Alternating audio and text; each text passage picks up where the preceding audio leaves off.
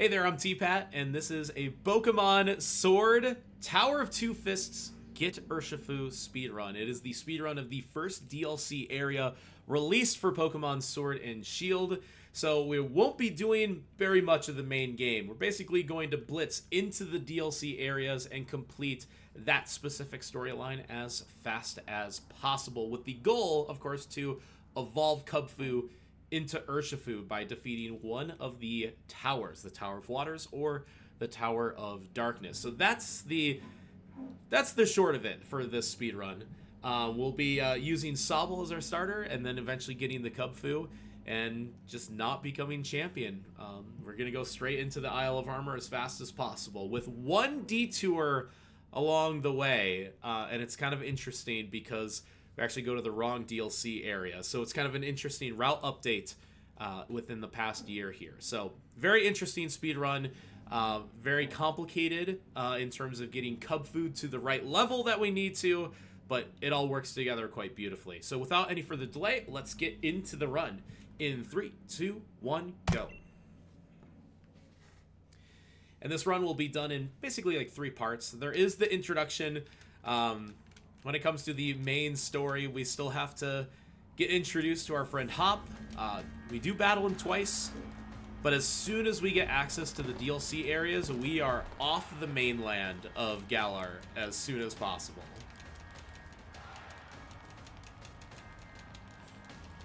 But it is interesting to note that the current route uses both DLC areas, and this speedrun is the first DLC storyline, so there has been quite a significant routing update that uses the second DLC, which was released months after the first one was.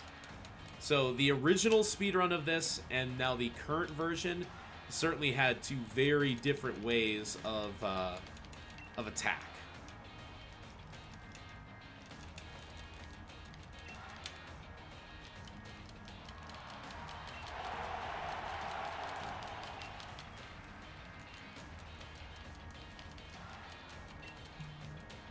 Just a little intro about myself during the opening cutscene here.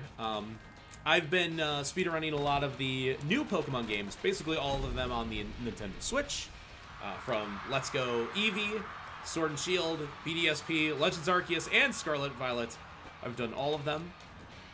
They're all unique in their own way, but Sword and Shield is definitely branded as a more classic Pokemon speedrun style.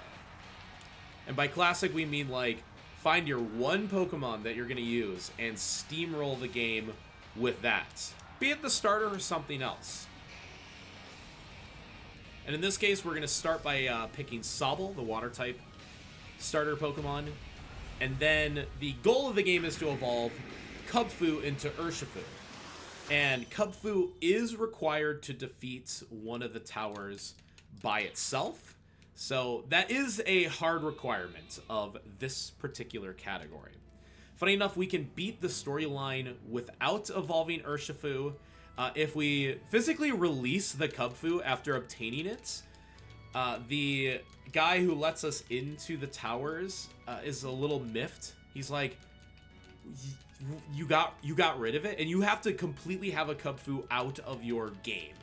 Not like in the box, but like it's just gone.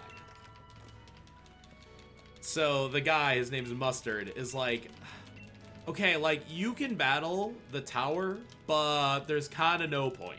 And we're just like, we'll do it anyways. So you can defeat the tower and defeat the storyline without it. It is a different category called Don't Get Urshifu. But this one's kind of an interesting one.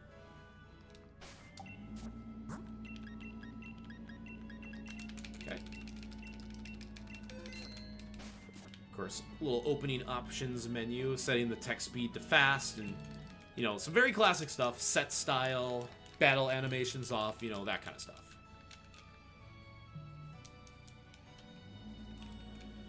But yeah, getting Urshifu feels like the intended way to beat the story, and it does create... The main challenge is to get Kubfu strong enough to actually take on the tower without dying, and as fast as possible. but at the same time not spending as much time getting Kubfu to the correct level or strong enough. So that's the quirk of this speedrun, is that there is a moment where we need to EXP grind, which is very unusual for a Pokemon speedrun. Usually we don't do any EXP grinding in any capacity. We just say, we'll fight all the required fights, and as long as we're kind of close in terms of leveling, we'll manage. We'll use like X items or something to cover the difference. The problem here is that we do not go out of our way for X items. And even if we did, the Kubfu comes to us at level 10, and the most difficult fight in the game is a level 30 Kubfu. That's right, we have a Kubfu mirror match. Ideally, we get just barely to level 20. And with that, we can defeat the level 30 Kubfu. In the case of this run, we get enough experience to get to 21, which makes our thresholds a little bit easier to hit. But yeah, that'll be the main quirk, the main pressure point of this run, is how quickly can we do this EXP grind. And when that's out of the way, the rest of the game kind of falls into place after that. So in terms of the routing challenge of this category, you kind of have to work backwards. You have to start with the most difficult fight, and you just say, okay, at minimum, what do I need? And in this case, it's like, okay, I need to get Kubfu to level 20. So that's 10 levels on Kubfu is what I need, which equates to about 9,000, 9,500 experience needed. And that's between obtaining Kubfu and starting the tower, because there are no required fights. So from there, we route around how do we get that EXP. And I won't spoil it, because it is a very fun way to do it. In fact, if you look at my splits down below, you might get a good clue as to what we do. Because this, the Tower of Darkness and the Tower of Waters, the two towers, Tower of Two Fists, are located in the Isle of Armor. But you've seen that I've got a Crown Tundra split in there, which is actually the second DLC area.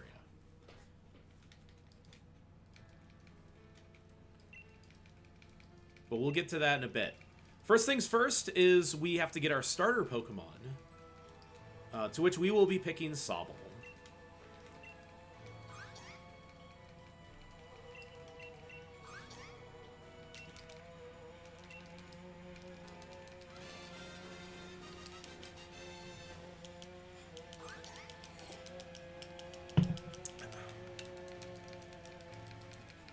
So Sobble is used through kind of the first 2/3 of the run, the first hour or so.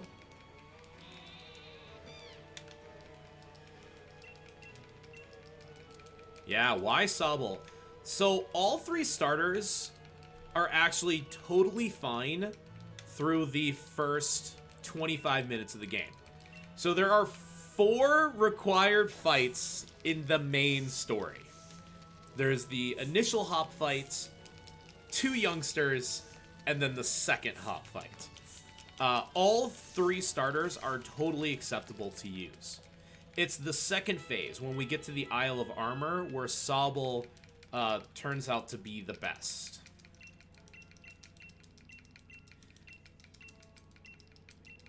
Sobble is just... Sobble fits the bill for... Sobble just fits the bill for, like, generically a good speedrun Pokemon. High speed, high special attack. You need high speed and high either one of the attack stats. Okay, that's like the first thing that we needed. The second is water is generally always good, and in this case it does work out, because in the Isle of Armor, for Sword specifically, the rival of the Isle of Armor is Clara, who is a poison type user. Whereas in Shield, it's Avery, who's a psychic type user. And Sobble handles that better than the others. So Grookey kind of fades off. Okay, that's actually pretty good. I do have a runnable Sobble, by the way. The only requirement I was looking for was special attack. To which I did hit the threshold.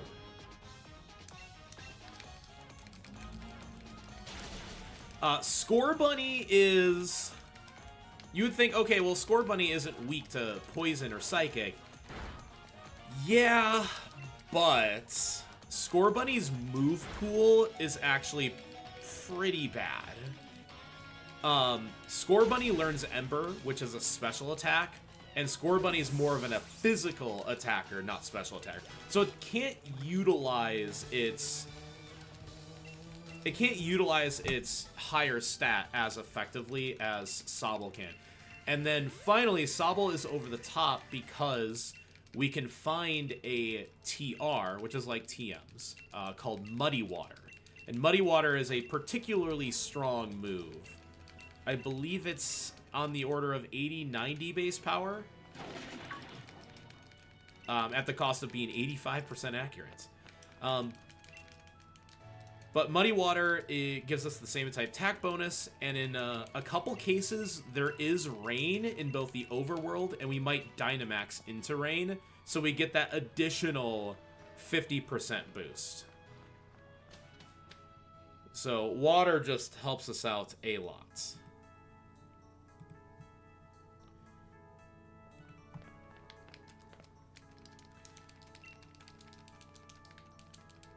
I'm sure there's a more thorough explanation, but Sobble has generally always been kind of the numero uno here.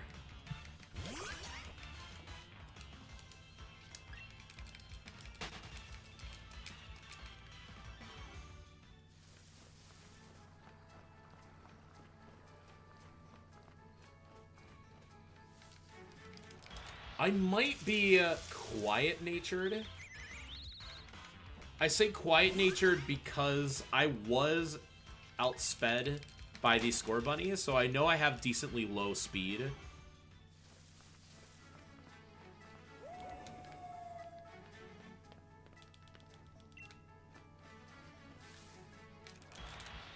And I'll look at my other stats a bit more thoroughly after this. It's not like super important to IV track. I'm only really concerned about the special attack stat, and for one, I know it's runnable. It's either 20 IV neutral or greater, or it's minimum 3 IV and a plus nature. Either is fine.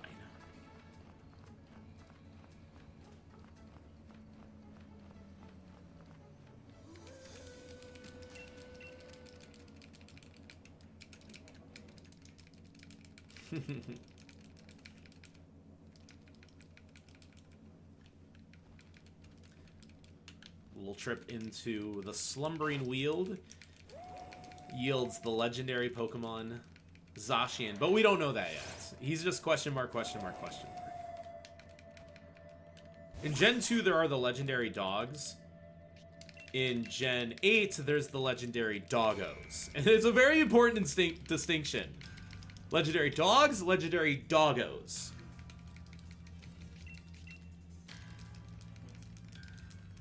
Right now, our pound is not having any effect.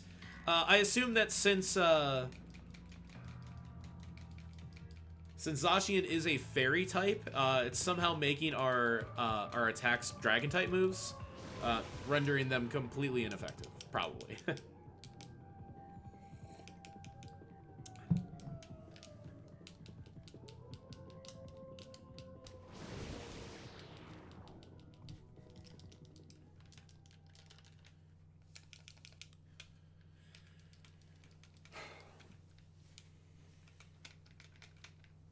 So in the so this game's been out for what, almost 4 years now? Yeah, like almost 4 years. 2019, that sounds about right.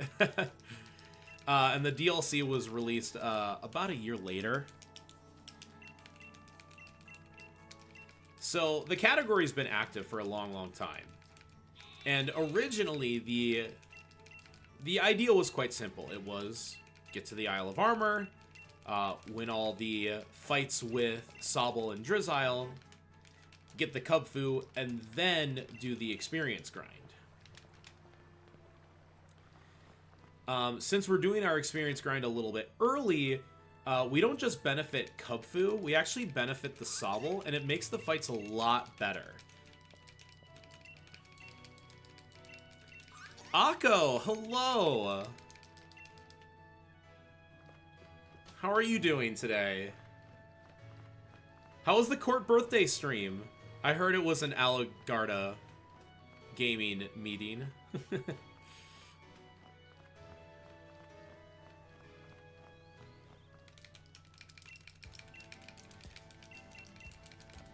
But funny enough, we are about to do our first, technically, EXP grind. We are forced into the grass here on Route 1. I see a Wooloo, which is amazing.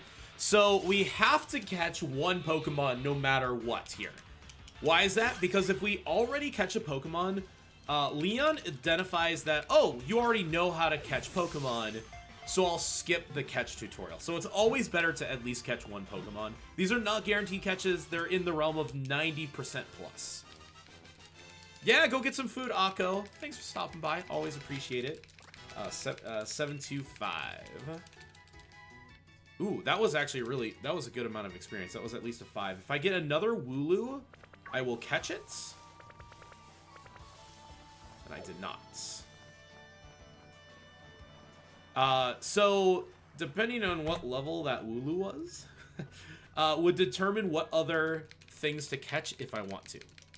If you miss a catch as a reset, if you're going for a top time, yes, because it's just feels really bad.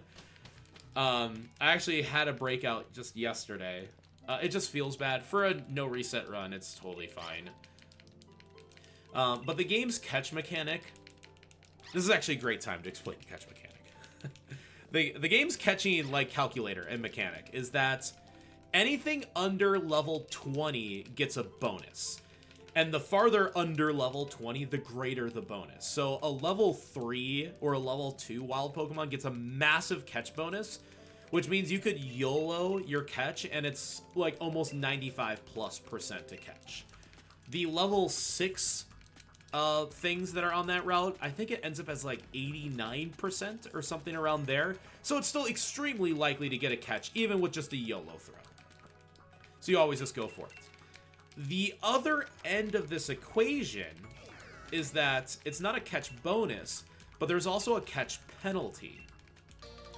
If the Pokemon you have in the active slot, to use a TCG term, is at a lower level than the wild Pokemon that you are trying to catch, there is a absolute massive catch penalty. It makes it nearly impossible to catch a Pokemon. So if you are, say, level 11... and you're trying to catch something that's level 12, well, the catch penalty is the complete opposite. In fact, that comes into play in this run, is that we'll be forced to catch a level 12 Slowpoke, Galarian Slowpoke, as our introduction into the DLC areas. Well, we will only naturally hit level 11. Trying to catch that Slowpoke becomes a 9% chance if we are level 11. But at level 12, it goes from 9% to 55%, which is far more reasonable.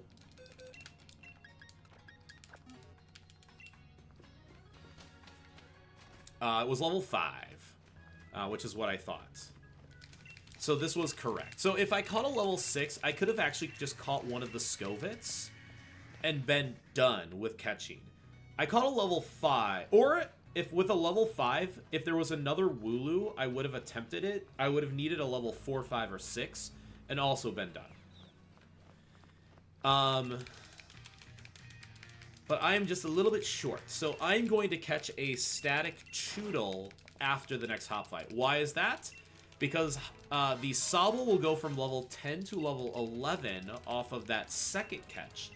From there, I'll use the rare candy I just picked up to hit level 12, and now I'll be level 12 for the Slowpoke catch, which turns the catch rate from a 9% to a 55%. I'm not going to catch the Choodle now, because there are 3 fights, and then it would just gain experience and levels and probably learn moves, and all that would be slow.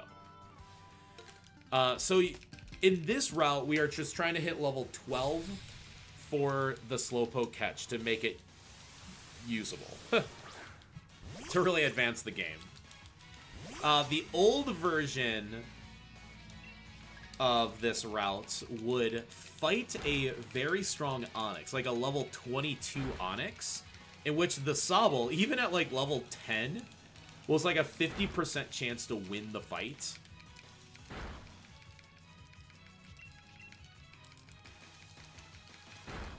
I was 725. I'm gonna put in my numbers here. 725. So I am minus speed. I kind of figured that. But you are also like 50% to die. So we try to catching 2 Pokemon instead of fighting an Onix where we're 50% to die feels just a little bit better. I think it's both faster and safer. It's definitely safer. But it's also faster because we just don't go out of our way to even... We like don't even step foot in the wild area. We're introduced to it. And then we just kind of... That's when the DLC areas become active, so we just kind of bail. So we're going through these 2 youngster fights, no big deal.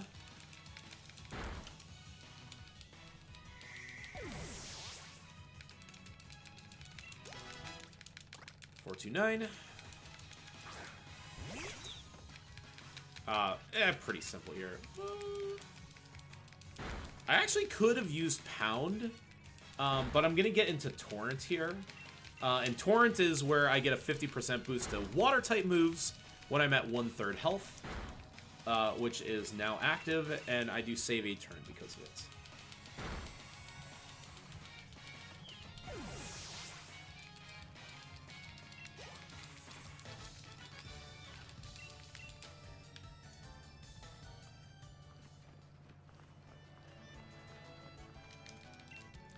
All pretty simple stuff. Again, all 3 of the starters are totally viable to win these fights. Like, even Grookey is just like, I got this.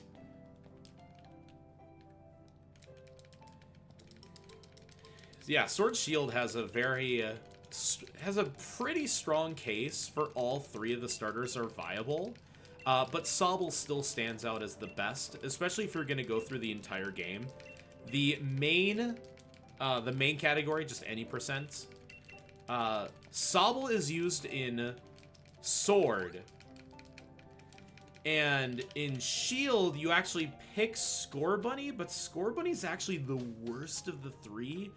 We pick Scorbunny because we want the held item, the Charcoal, to fuel an Arcanine at first into an Excadrill.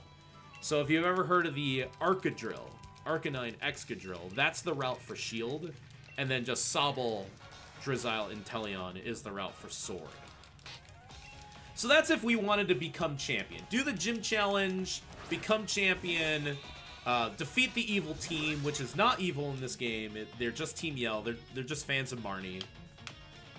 That's what we would actually just use the Sobble through the whole game. The stat requirements are actually quite harsh. It's like it's really low. Hop crit us. But he doesn't complain about it. He usually complains about it if you crit him. He's like, oh man, I could never even get that even if I aimed for it. 148.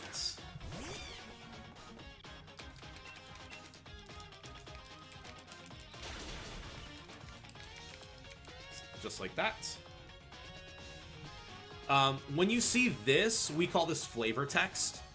In this case, he's using his fire type move, so he's like, our flames are burning bright, use Ember.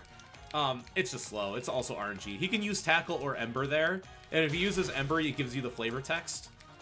If you crit him, he gives you the flavor text of like, I can't believe you crit me, blah, blah, blah, blah, blah, blah, and he complains about it. It's just sources of time loss. But it's not like a big deal. Definitely over like marathons, would never stress out over that kind of stuff. So you see we're level 10, we're not quite gonna hit level 11. Rickety lived on 1 HP.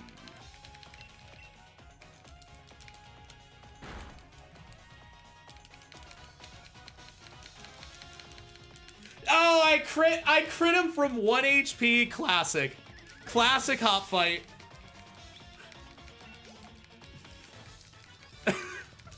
Crit him on the last turn, and the Rickety was on 1 HP. Classic. Just classic. I can't believe that.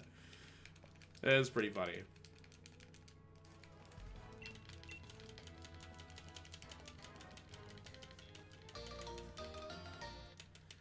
Yeah, so what's happening here story-wise is that in order to fight the gyms, you actually have to be endorsed and recommended by somebody within the league.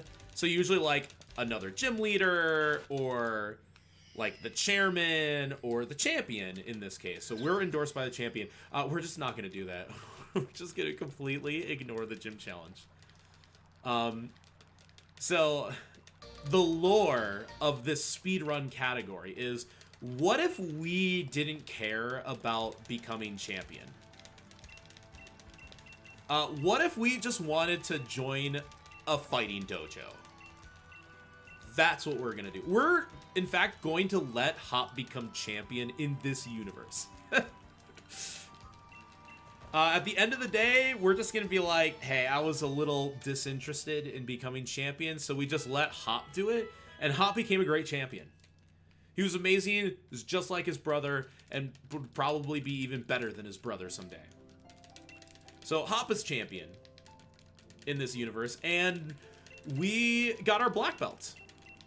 Quite literally the black belt, because it will be the Tower of Darkness is the tower that we do.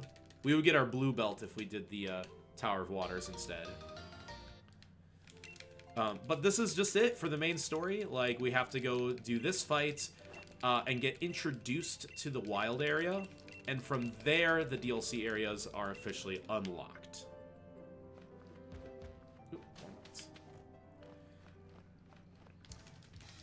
So from here, again, I need a little bit extra experience. I wish I could catch that Choodle, but that's actually just a cutscene exclusive Choodle. There will be a static one in the road that comes at level 8, so it's actually a pretty decent source of experience.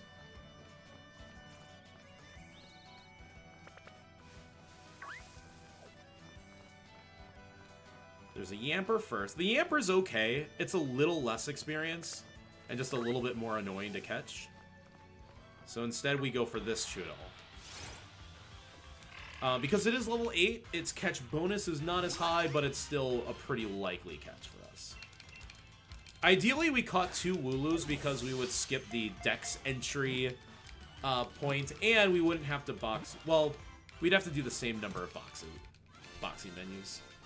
So it all comes out even. And there's level 11.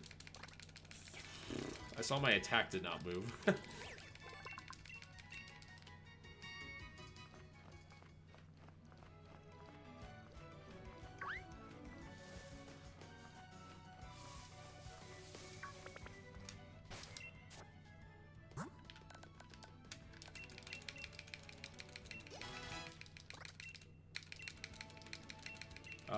74450.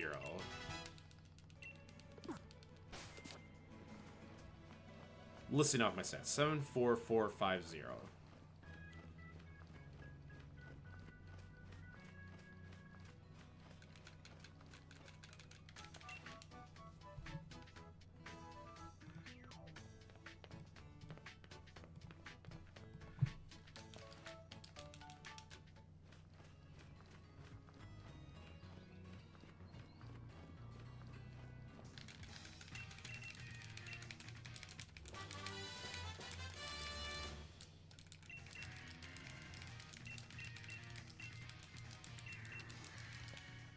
So our special attack is like our special attack is barely good. runnable is 10 IV in special attack, but good is 20, and I have just barely crossed that bar.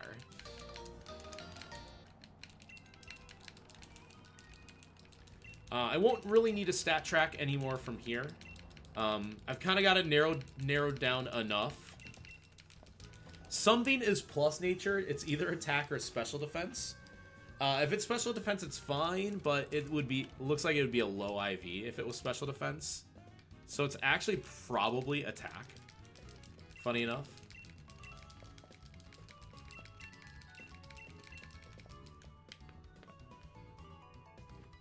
But I got it narrowed down enough that I'm actually happy. So it's not like super important to stat track. Really only special attack matters for the Sobble. And then for Kubfu, it's only speed and a little bit attack. There's like one thing that's a range at lower attack. But since Kubfu is in the legendary egg group, it will come with 3 31 IVs, which is maximum. So it is actually very likely that the Kubfu has... It's just 50% chance that it gets speed as a 31 IV, and then it's runnable. And then it's... let's see here. 20 out of 32 to just have a high enough IV stat. Or it could just be plus speed, and that's good too. Someone has calculated the percentages. It is not me, but yeah, somebody has. So again, we're introduced to the wild area. Hooray. And... finally, Hop bolted. He's been hanging out with us for the past half hour. And we are just gonna go back. So we go straight back to Wedgehurst.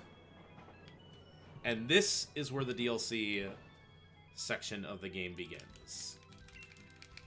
So you see, this is where the cutscene is. That's Clara. If you were playing Shield, you would see Avery. And they kind of introduce you to, like, hey, the Isle of Armor is out this way. Oh, look, it's a new Pokemon from the Isle of Armor. How did it get here? Oh, maybe you should catch it. So this is a required catch if you visit the DLC area. It's actually really important to talk to the Slowpoke from the front, because it will slowly, like, spin and turn to face you, and it is a slow turn. That was an excellent talk from the front. So we are going to YOLO Pokeballs here. It's a 55% catch. This is the reason why we've got to level 12, because the Slowpoke is level 12. If we were level 11, there would be a massive catch penalty here. That's a great one, basically the coin flip. Rolled a 10 on my, or greater on my D20 for a 55% chance.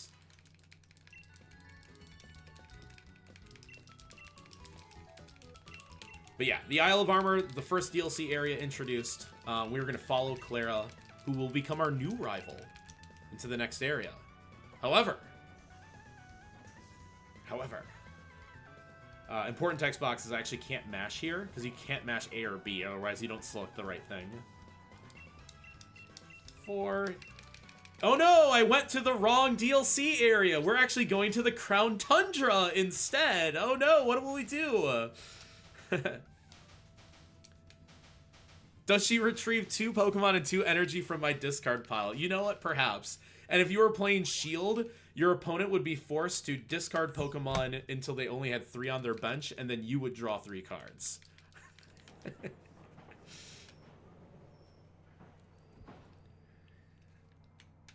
Yeah, so a very weird thing that we do here is we actually go to the wrong DLC area. And that's because this is where our EXP grind is going to happen. So instead of grind, the old route would fight Blisseys in order to get enough EXP for the... Yeah, fight Blisseys to get enough EXP for Kubfu, which we would do after we had Kubfu. And then we would, like, brick break them.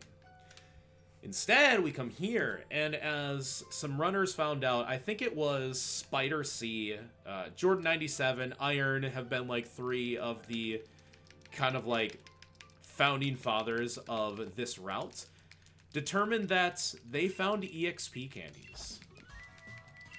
If you're familiar with Scarlet Violet speedrunning, to which we pick up a billion of them in Scarlet Violet. Well, it turns out they exist in the Crown Tundra. They don't exist in the Isle of Armor or in the base game. But there are EXP candies. It's not as easy as Scarlet Violet is, because in Scarlet Violet there's a ton of mediums and larges on the ground. This time they're RNG. They'll either be mediums, smalls, or extra smalls. And there's a couple spots where we could get a large at like a low % chance.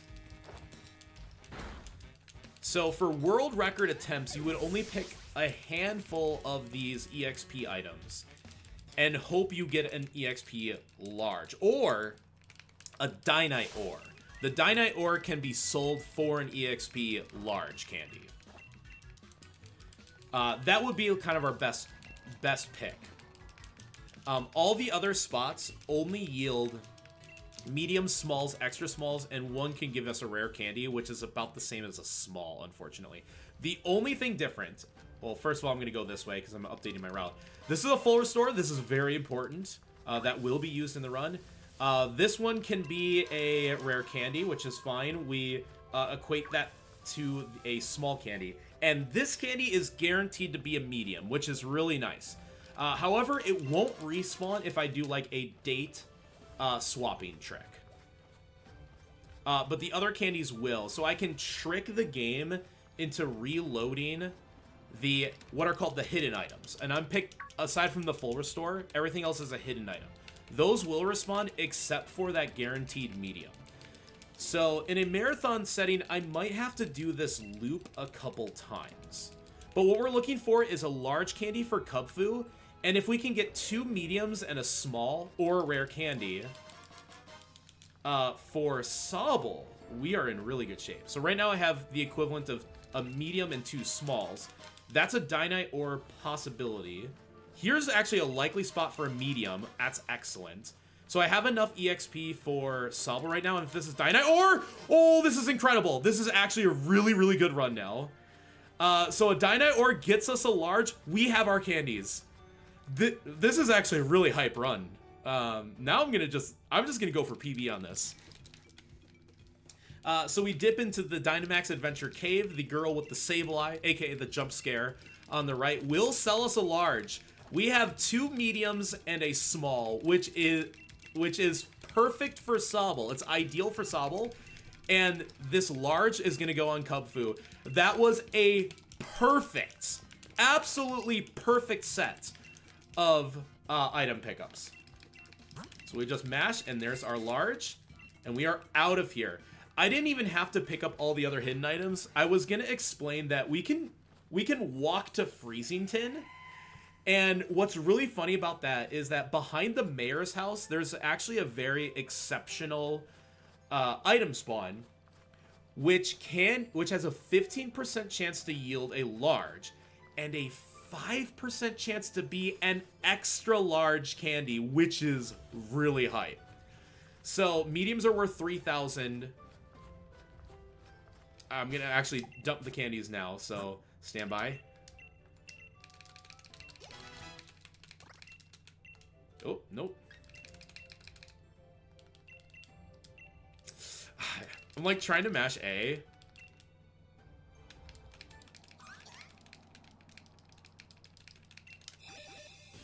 And I accidentally almost taught 2 moves. So in Freezington, if you go behind the mayor's house, 15% chance for a large and a 5% chance for an extra large. So mediums are worth 3,000 experience. Smalls are worth 800. Larges are worth 10,000, and an extra large is worth 30,000 experience. So if you get an extra large for the Kubfu,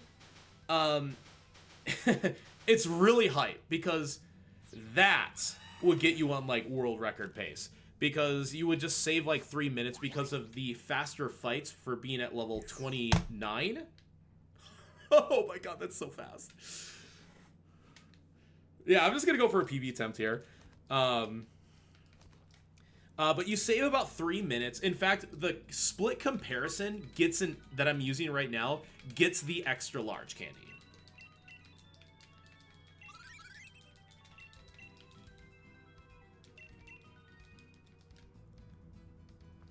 So I will lose time against my PB because what happens is, in order to fight the towers, the only requirement is not a level requirement, but a friendship requirement. So we usually go to like these waypoints that are like, oh, look at this beautiful scenery with your Kubfu, and you gain like a lot of friendship that way. Typically we have to do 3 of those waypoints, but since we go to level 29 instead of level 20, the 9 level ups also earn you friendship. So instead we only have to do 2 instead of 3 of the waypoints, which is very fast. You just save 2+ minutes without having to walk to that 3rd waypoint. So it is very, very, very fast. And then the fights are faster because you are 9 levels higher.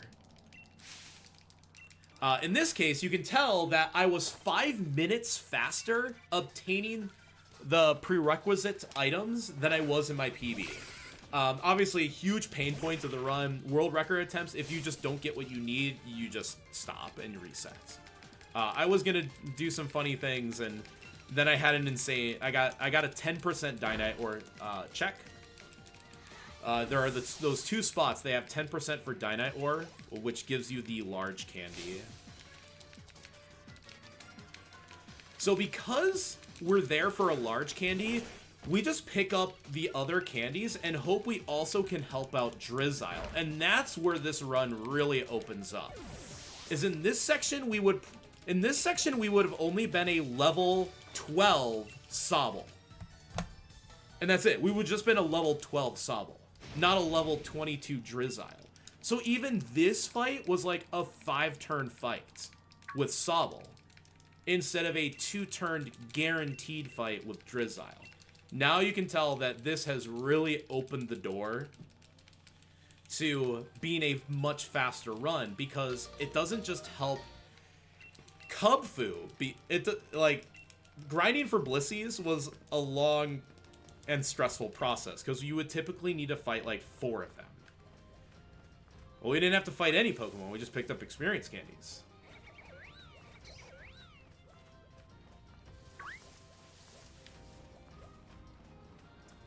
And since we're picking up experience candies, it's like, oh, let's get some for,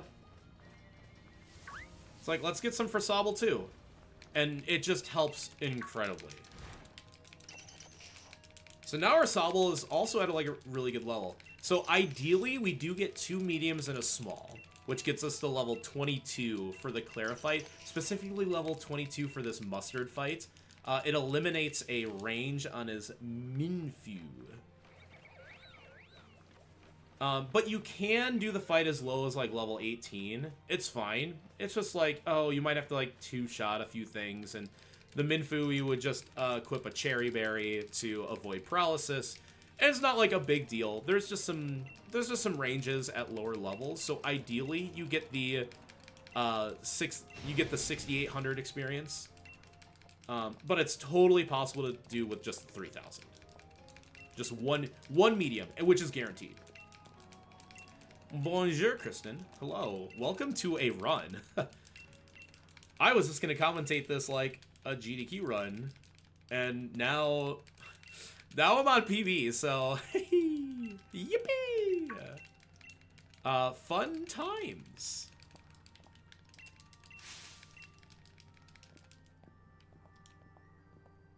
And there's the Kubfu. So there's the, who dat? Where'd he go? And you look up and he gone.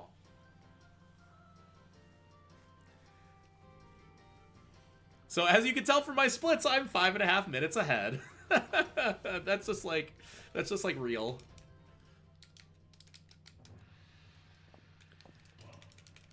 So I am gonna treat this as a PB attempt, which means please give me a runnable Kubfu. And by runnable Kubfu, I mean one with a high enough speed stat.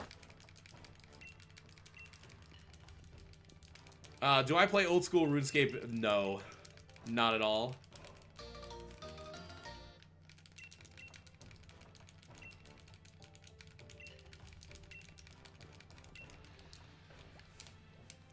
Yeah, so the old version of this route would actually go through the wild area, pick up Watts to get quick balls for the Slowpoke, and get to Motostoke in order to buy some X items. And this was a battle that Sobble, like a level 12 Sobble, would need to get like an X special attack to win. But now we're a level 22 Drizzile, so it is no problem. Yeah, sorry, I don't play old school RuneScape. Have fun if you do. Yippee! Oh, I forgot that Minfu also says yippee. Yippee! That is the only bad thing that can happen, which is to get fake out turn 1.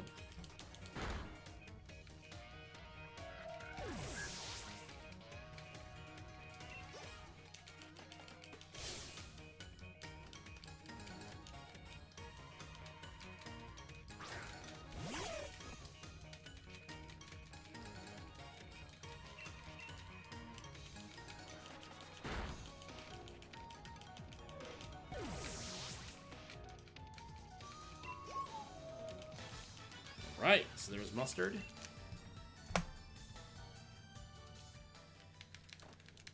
Yeah, and so when I first was doing this category, I was doing it without that experience candy route, and I was playing on Shield, where Shield fights Avery. And the next two, well, you could technically die to all 3 Avery fights. They were all pretty bad. The first one, he has an Abra with Confusion, which can confuse you, in which you can hit yourself in Confusion, and then it's just, wow. What a game. Yeah. But his other fights were not better. In fact, they were a lot worse.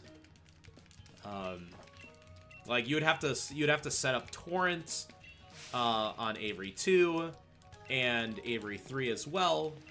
With Dynamax. Like, you'd have to get low Torrent so you stayed in Torrent in Dynamax for his third fight. It was just the whole time. Yeah, and this is just a lot easier. It's just a lot easier. Just quite simply because we are a whole bunch of levels higher. Like, we're 7 levels higher now. We would have gotten Drizzile, like, eventually. In fact, you would typically get Drizzile while fighting the Slowpokes that just wore off. I think you'd get it like after the first or second one. So we will finish still like 5 levels ahead. Like 5, yeah, 5 sounds about right. We're 7 levels ahead now. We'd be 5 later. We'll just say no to change you back because the Dojo clothes is actually one of my favorite outfits of the whole game. When I run Galarian Star tournaments, you get the same text box in the Crown Tundra. Peony gives you the Expedition outfit, which also looks great. It's the big orange one. I usually like to say, no, I will change back into the Dojo uniform. Galarian Star tournament being like the 100% story of this game. So you beat Isle of Armor, Crown Tundra, main game, and all the post games. And then after beating all the post games, Leon calls you and says, I have a great idea for like the best tournament ever. It's called the Galarian Star Tournament. So it's like the post game of the post game. So we would have to normally fight these Slowpokes. I'm going to go just very quickly out of my way for this item. Muddy Water is a very strong water type move, to which I will teach immediately.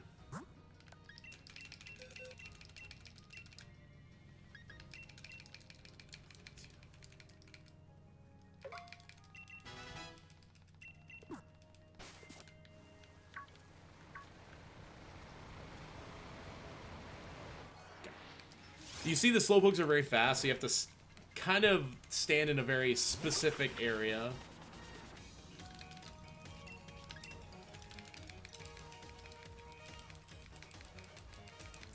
So, Muddy Water is 85% accurate. We are certainly hoping that we hit.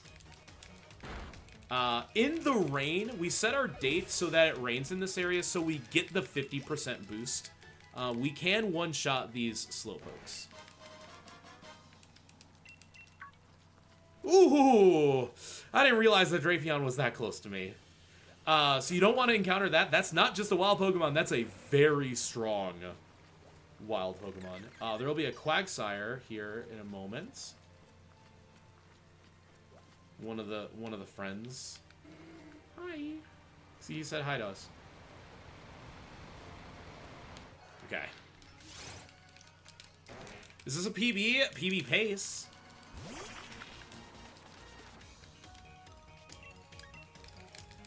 So we are always outsped by these slowpokes. I missed again. I'm 1 for 3 right now. What is happening? I'm 1 for 4 on Muddy Waters? I've missed 3. Oh, these critical hit text boxes so slow. Okay, so these slowpokes are not particularly going great. At the moment, it's fine. I just wish I missed 3 times less. And that's the last one. I'm not going to be quite in time. But this is like the perfect spot. Yeah, 85%. I'm hitting... I'm batting 40 right now, so...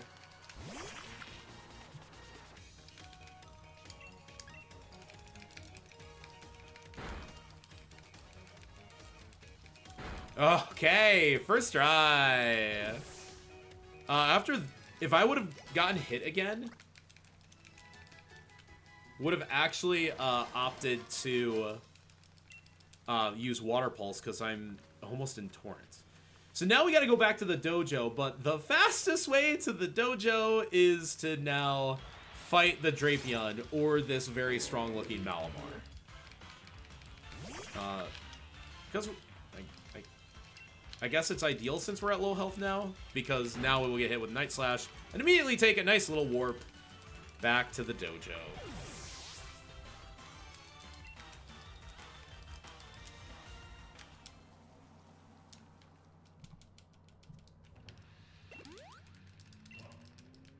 Yeah, Malamar was a pal there.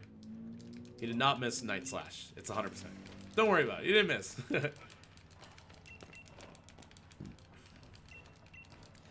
So the whole point was the Slowpokes were being very mischievous. They stole Clara's uniform and then all ran off. So that was our first test, was to go catch the Slowpoke. I was the one who successfully intercepted them, but the dojo master, Mustard, was just like, well, you all pass anyways because you did your best. His assistant is named Honey, so there's Honey and Mustard. As a reward for being successful, being the one who did get the uniform back, we are gifted a Bulbasaur or a Squirtle. The old version of the route requires Bulbasaur. So because of that, we'll probably just pick it. We could probably, like, bid war. Oh, pick the Bulbasaur or the Squirtle. Whichever one you like more, you probably want to pick the other one for reasons that happen because Pokemon. But we picked the Bulbasaur. Aptly named Frick within our community, don't ask. But if my chat could post Frick, you know what to do.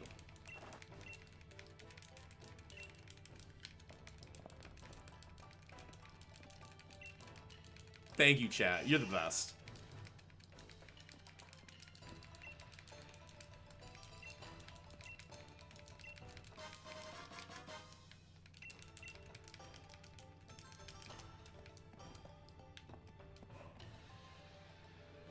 So, stage 2 of our dojo training is to obtain an item known as a Max Mushroom. So we were just described that, like, oh, this Bulbasaur and Squirtle are special. They can Gigantamax. And there are some Pokemon, like, say, Gengar, that can Gigantamax, but not all of them can. So what if you have a Gengar who can't Gigantamax? Well, if you feed them some of this max soup, they will be able to Gigantamax. But we need max mushrooms. So we are going to acquire some max mushrooms. And that's the second phase of our journey here. A little out of the way, you are going to see this portion of the area, the Forest of Focus, a few times. There is a Pikachu there, so Pika. Let's go, Pikachu. So the explanation points that you see in the grass, those are the underworld encounters. There is a bit of a delay between the underworld encounter and when they actually activate, like have a hitbox. So long as you run straight through them like that, you will be safe. But if you kind of pause or deviate at all, you will get hit.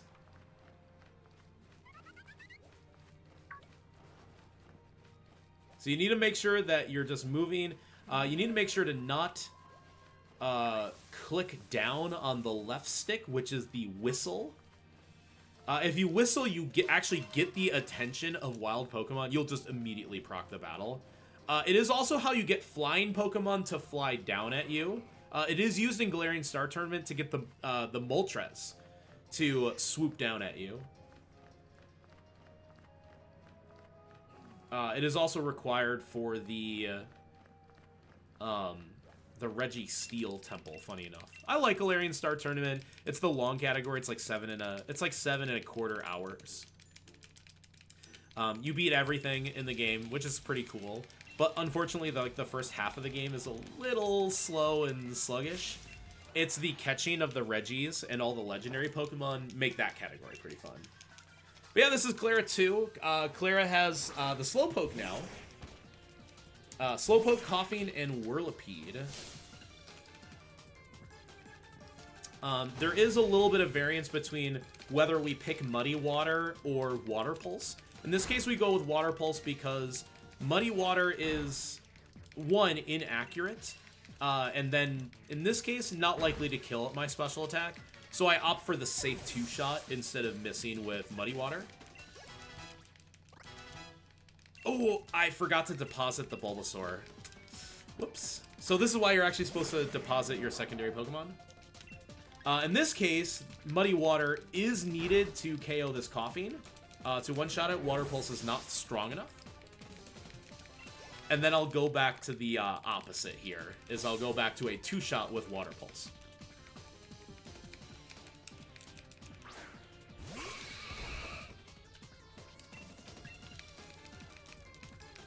So I have a guaranteed 5-turn against Clara. I did unfortunately lose a little bit of time by forgetting to deposit Bulbasaur.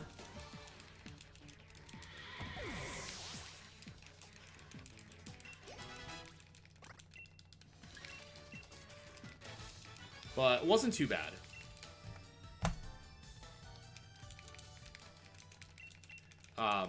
So funny enough, that came out even. So it wasn't the worst thing in the world. I saved a menu, but I lost some level ups and like move teaches. So we're gonna start our little detour here. So we're gonna jump into the desert and pick up 2 items that will be used for Kubfu. This first one will be the held item Rocky Helmet. It is an item where if you take contact damage, your opponent will then take recoil damage. That is primarily going to be used to help us defeat the Mirror Match Kubfu, as will this move, Reversal. Reversal is a move that gets stronger the lower health you are at. It has a base power of 200 when you are at, like, extremely low health, like basically 1 HP. Alright, so now I'll deposit Bulbasaur. And by deposit Bulbasaur, I mean deposit Drizzile. For you know what's going to happen next. You hate, buddy. Alright, who's going to win? Gigantic Horn Drill Rock or 1 Leafy Cabbage? The answer might surprise you. Oh wait, it didn't.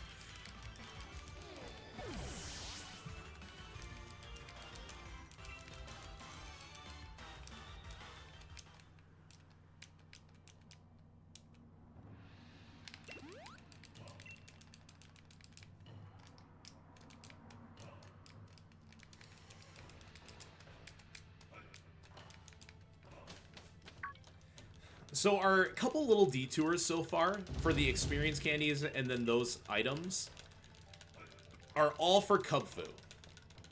We just have this little bit of foresight that says, like, hey, we might need a little help. We're gonna fight a level 30 Kubfu with our level 20 Kubfu. We might need a little bit of a boost. And the Rocky Helmet reversal and the Max Mushrooms are gonna be just the ticket. But wait, aren't we using our Max Mushrooms in this mushroom soup? Well, Clara was so determined that she also got some Max Mushrooms and said, no, use mine. So they're just like, you know what? Why don't you just keep those Max Mushrooms? They might serve you well. To which they do. We get 3 Max Mushrooms. It's an item when used in battle, gives you an Omni boost.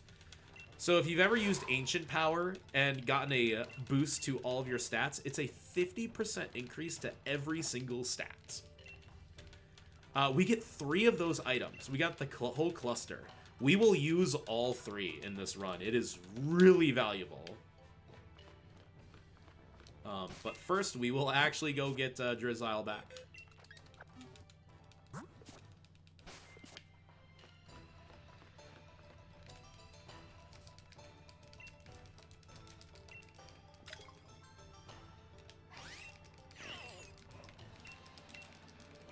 Cram-O-Matic, very funny card in the TCG where you can sacrifice an item card and get any card in the deck if you roll heads. Well, roll heads is how it works. You would flip a coin if heads, but you don't actually flip a coin in competitive play. You roll a die. And evens is heads. You can't say evens is you can't say odds is heads. That's not how that works.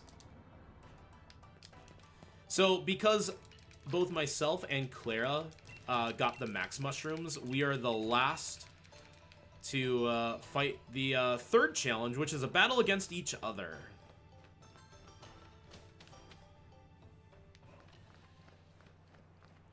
This is theoretically the most I think it is the most dangerous fight in the game.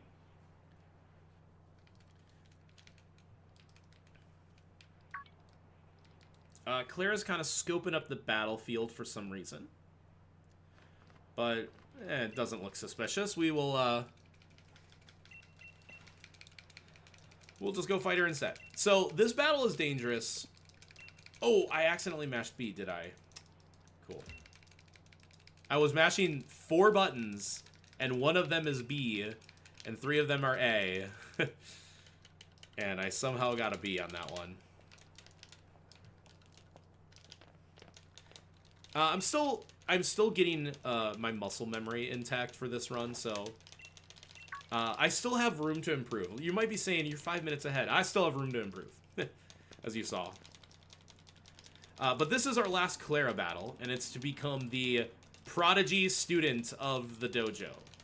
But Clara is not to be outdone. She's actually going to cheat. So Clara cheats by setting up toxic spikes before the battle begins. So the moment we are on the field, we are hit with toxic spikes, which just poisons us. Fair and square, except not.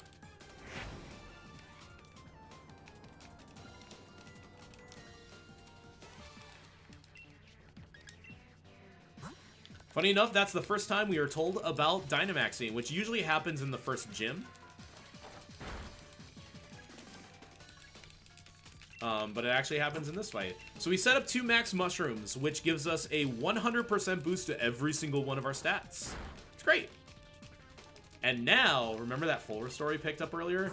Yeah, we're going to use that now. So before, we would actually send out Bulbasaur to eliminate... to just completely eliminate the toxic spikes. No, we don't have to do that. Because we're just powerful enough and we have...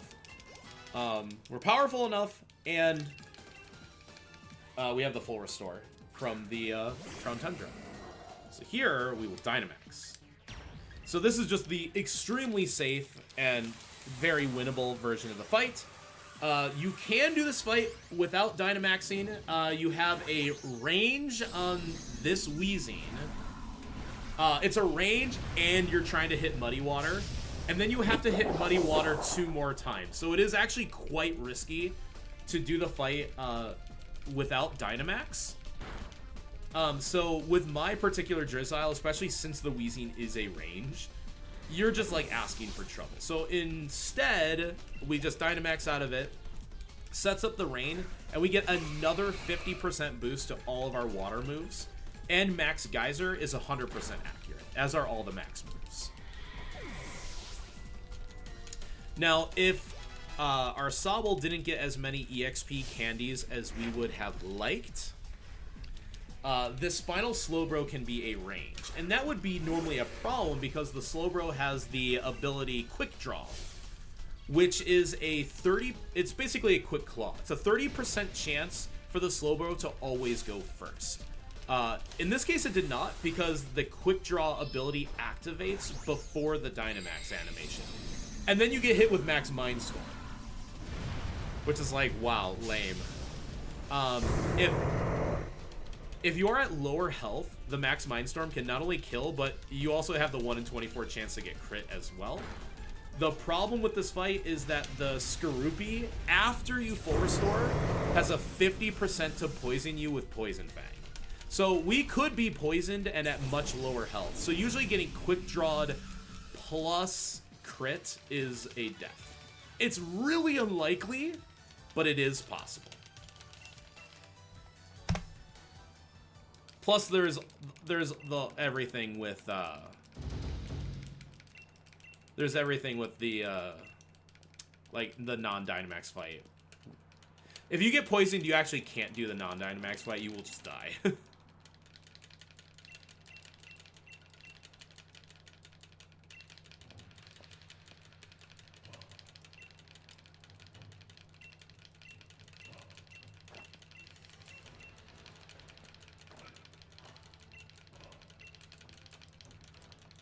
So we are now, like, we've won the Dojo Challenge. So now we're the Prodigy, and we get a special prize. The prize is Kubfu. So we are now entering the end game of this. The Kubfu will need a minimum speed requirement. I'll need 12 IV, so hopefully I see 38 speed.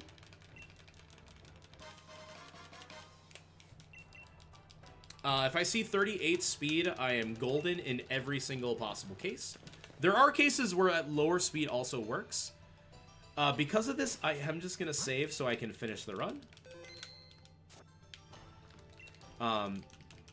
Just in case I get an unrunnable Kubfu. Hopefully that won't happen.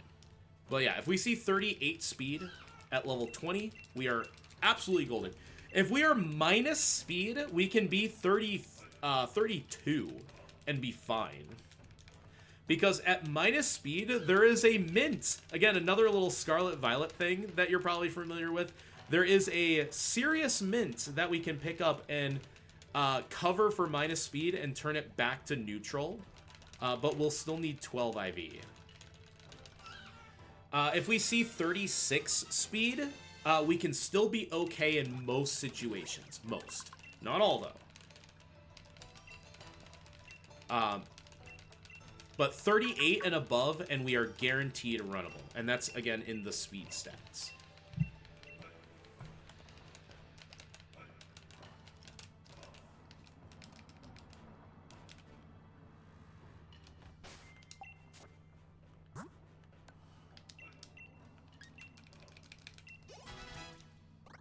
Ooh. 36 speed. So we're likely runnable, but not guaranteed. Rocky Helmet and Reversal. I did screenshot my stats, so I will be plugging them in now.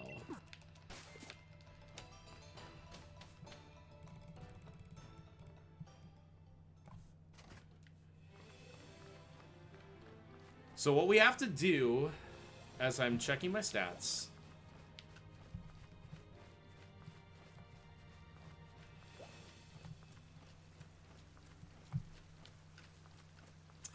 is we are tasked to increase our friendship with Kubfu before we go battle the towers.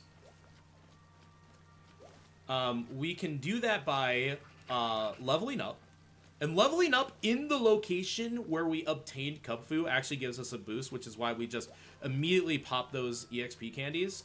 Because now we're getting all those levels right here, right now, in that spot. And all those levels increase friendship. But these are going to be the main ways we do it, is through these little friendship waypoints. Like, enjoy the scenery. Look at how beautiful it is.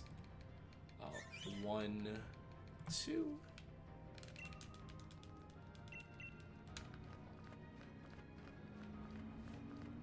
6, 7, 1. Okay. Trying to put in my stats and not hit wild encounters at the same time. The worst thing that can spawn in this area is a Buffalance. Buffalance are very fast and will chase you down and hit you. You need to give them a very wide berth if you happen to see them. There are lots of Whoopers and Quagsires, which are incredible.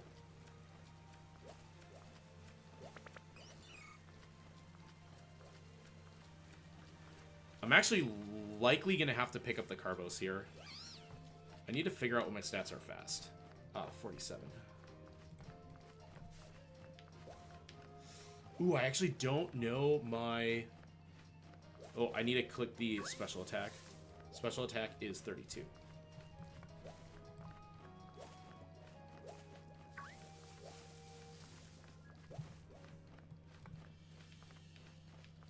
Still can't tell. I'm just gonna pick up the Carbos to be safe, because it's actually likely I need the Carbos. I hate that can't really tell what the nature is, even though I've plugged in all my stats.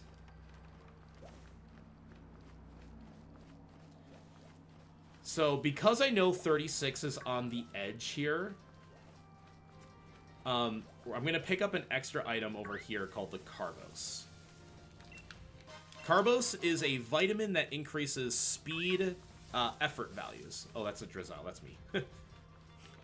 That could give us the speed boost that is needed to outspeed the mirror match Kubfu.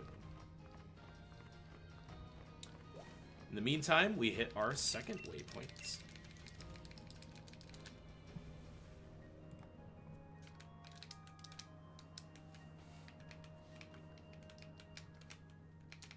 I bet I'm neutral. That looks right. Ooh, the speed is right on the cusp. So I manually clicked neutral here because I can guarantee, we can guarantee that I have 3 stats at 31 IV. And with a neutral nature, that checks out. Here, I'll let you all see now the stats. So special defense, special attack, and attack are all 31 IV.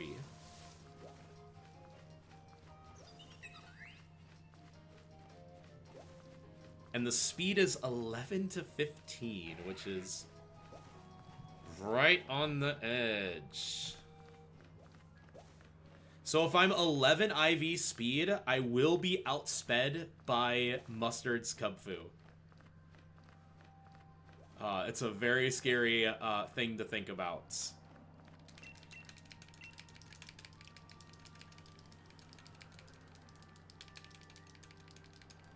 Yo, you've been doing the Mewtwo raids? That's awesome. I heard they're very difficult. But obviously that's kind of fun to think about.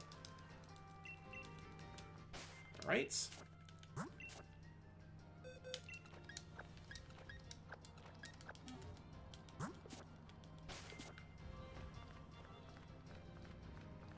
Ooh, I thought there was a Sandshrew here. Hello. So now we're done getting friendships, so we want to go back. Appreciate it. 725. This is the problem of being level 13 instead of level 5, is that... Here, I'll just click growth instead. Okay, there we go. That one's two battles, a bit of a slow death warp here.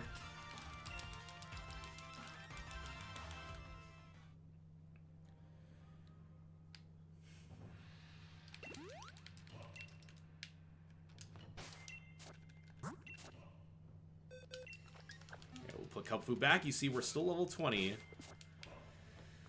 So this is interesting. So if you look at our speed IV, 11 to 15 is like barely on the edge here.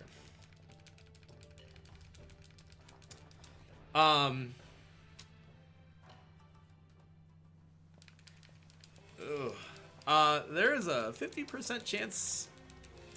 There's a 55% chance that we actually die to mustard, and I'll explain why.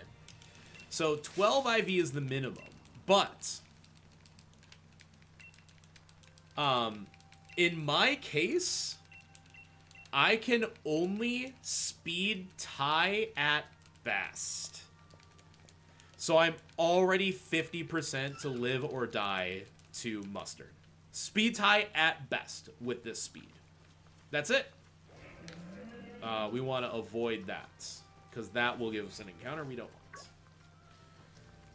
Now, the Carbos pickup is actually required if I'm 12 or 13 IV, because with those extra speed effort values, then I gain that one extra speed point that puts me in the tie range. If I'm 11 IV, I actually do not win, and I am outsped, and it is impossible to win. So of the 5 values, 1 of them I cannot win the fight. 4 of them I can, but it's a coin flip.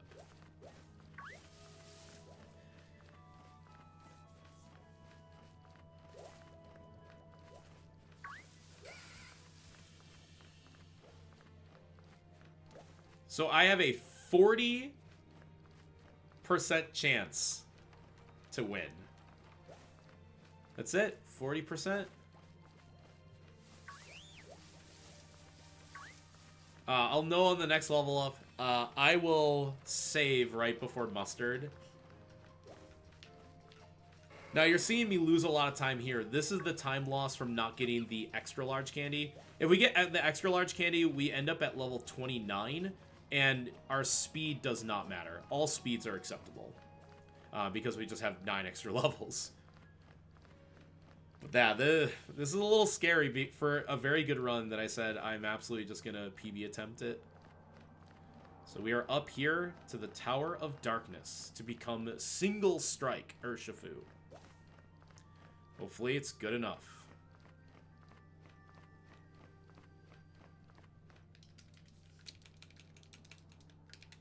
If all goes well, this probably gets a 124 high. If all goes well.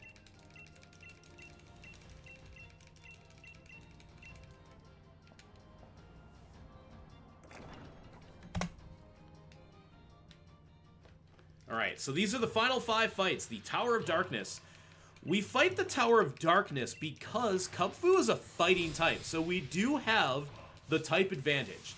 The Tower of Waters is all water type Pokemon, and we would not have the advantage.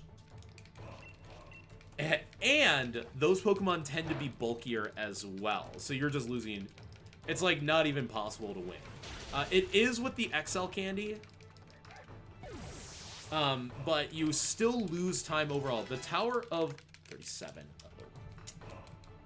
Sub +1. That's not good. That's not good. We just lost 2 of our IV values. So now the Carbos was required. Oh boy. If we are 12 or 13, we have a speed tie. And if we're 11, we lose.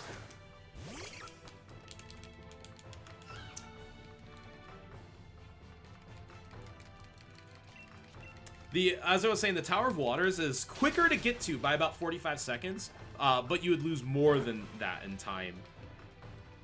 Even with the XL candy and with just the large candy, you're just not at a high enough level. It's not even possible to win. As in, like, the 4 trainer fights. Well, this might... No, 37. 37 is weird. I think it has to do with our calculations. So this is where the fights start getting a little bit interesting. For this fight, we want to reversal the Inkay. Otherwise, it's like 3 shots. So I will use the Endure command. Not at that health, though. At that health, we're just going to chip with a Rock Smash. Okay. So we click Endure here in order to always live. In this case, I live on 1. And then I reversal. That is reversal 200 power, easy KO. I'm at pretty low defense, so I'm actually going to heal a little bit more than I normally would. We need to heal with both an Oran Berry and a potion here.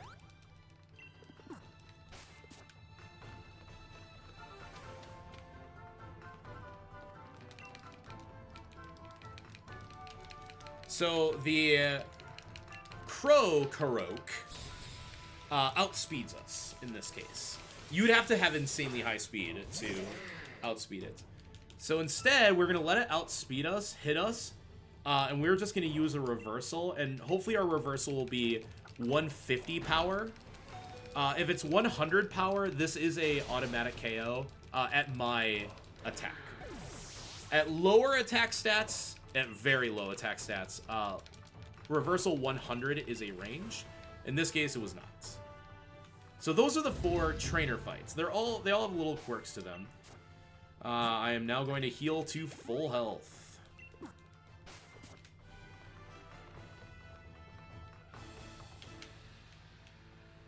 All right. I am gonna opt to save right before.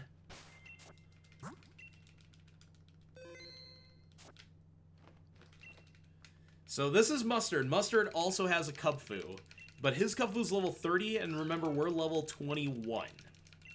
So we are at a distinct disadvantage, but we will begin the fight by using that 3rd max mushroom to give us the Omni boost, a 50% boost to all of our stats. With our HP, we will survive an aerial ace. The max mushroom should allow us to outspeed, though in this case I will be speed tied. I will have to win a coin flip in order to hit him, so I need to outspeed him on my reversal turn. And if we do that, we win. We equip the Rocky helmet because, as you'll see, he'll hit us twice, dealing 1/6 HP damage to himself both times. So we'll put him down to 2/3 health after an aerial ace. So you see him take chip damage. We endure this hits because we want reversal 200. Nothing else will be good enough. And then we finish with a reversal and... oh, he focused energy. We lost the coin flip, but he focused energy and we won the fight. Oh, that is so lucky. I will cherish that moment for a while. Woohoo!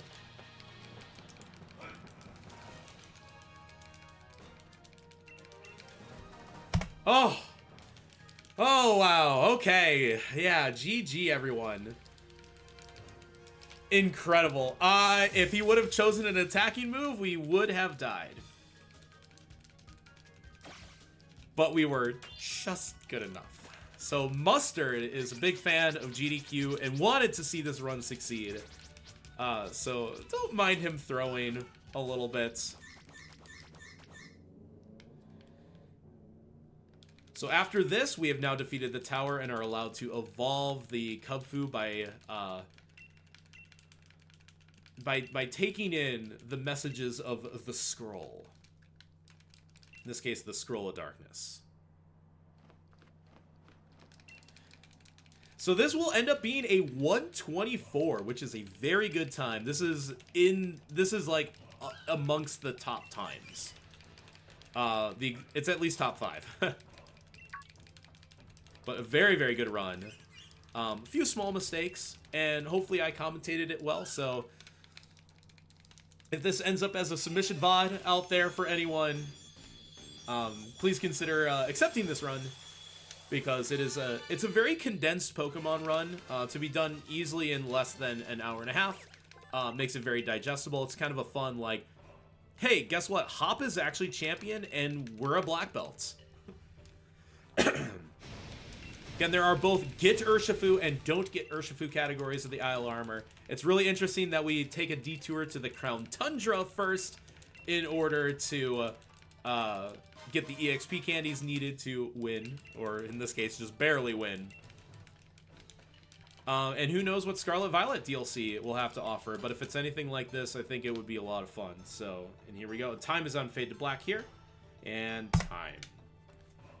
That is an excellent time. 124 is awesome. World record is like 123 and change. In fact, I'll look it up real quick here. Pokemon. Just to kind of wrap this up, Pokemon Sword. I should have known all this information off the top of my head. I believe 123 though is like the world record, and all the top times are 123, 124. As you just saw me get a pretty massive PB, which is awesome.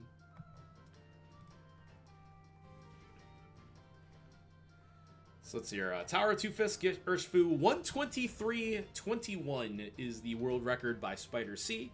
Zypodic, Jordan 97, Iron are all fantastic runners as well, so please check them out. Yeah, still 5th on the leaderboard, but now I'm in the top grouping now, so yeah. How about that? Thank you for your consideration, everyone. This is, again, get Urshifu, single strike. Rapid strike it would be if we got the blue one. So yeah, thanks.